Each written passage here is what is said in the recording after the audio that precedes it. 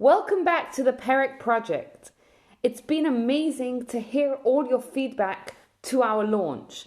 Such an excitement to learn and journey together. So today we start with Mishnah 1, which is a very strange way to start Pirkei Avot. It starts, Moshe kibel Torah mitzina emesar leYeshua v'Yeshua leZakenim u'Zakenim leLeviim u'Neviim leSar leAnshe Knesset Hagdola. It starts by telling us that Moses received the Torah from Sinai, passed it on to Yeshua gave it to the elders gave it to the prophets gave it to the men of the great assembly, and they said three things, which is a very strange thing. Why is it starting the ethics of the fathers with the transmission of Torah? But it's precisely at the start of the ethics of the fathers that we need to understand the transmission, because by prefacing it with the transmission of the Torah, it's telling us this is not just an ethical work, because most ethical works have to be understood in context of the people and the communities and the times that they lived in. But ethics of the fathers is timeless, because it's part of the Torah, and Torah is the only ethical work that is said that is not subjective. It's objective. It was given by God, and it was given for all times, and therefore it's timeless, and it's stood the test of time. And it's telling us that the Torah, both the written and the oral law, were given to Moses at Sinai. And Rav Hirsch explains that it's like a lecturer's notes, the written law, that if you were to open up a note, and this often happens to me, someone will ask me for notes, and I'll give them my notes, and then they'll call me and they'll say, I don't understand, right? Because the lecturer's notes is written for for the lecturer to understand it. But if someone else wants to understand it, they'll need someone to explain it to them. And that's the relationship between the written law and the oral law. The written Torah is like the lecturer's notes, and the oral Torah is the understanding that we have to learn together to understand the lecturer's notes. But the word that's written here about the Torah is very interesting to note. It's called a Masorah, a tradition. It's not a gift, because a gift you keep to yourself, but a tradition is ours to have and to use, but more importantly perhaps to pass on. And that's the Torah. It's not just a gift for us, but it's ours to pass on to future generations. So what did they say after this introduction that we have? They said three things. Be deliberate in judgment.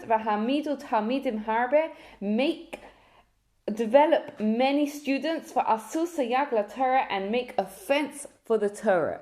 So number one, what's very important to understand is that when Pirkei Avot says, they said, it means they were want to say. It's not just one thing that they said, but this is kind of their life mission. This is what they kept on saying again and again. So they said to do three things. Number one, to be deliberate in judgment. Now, obviously, this applies to judges, but it also applies to all of us. We all have to judge people and situations, and they are telling us, slow down, take your time, don't rush into a judgment. Take your time to understand the situation before you make a judgment. The second one is develop many students. Now, these can be formal students, or these can be people that we can teach and pass on to, including our kids, for those of us that have kids. And it's telling us, the Mishnah is telling us, develop many of them. Because number one, you never know which of your students, which of the people you're teaching is going to be the most successful. And secondly, for yourself, because the students, the people we teach and we give to, are catalysts to bring out our potential when they keep on asking and questioning. So develop many students. And the third thing is make a protective fence for the Torah. So this comes from a mitzvah in the Torah where it says, where God tells us to safeguard His mitzvot. What does it mean? We're not looking to get extra strict, but look at it as though I'll give you an analogy that will help clarify this. Imagine there is a child that has an insatiable appetite to eat things that are wrong for him, right?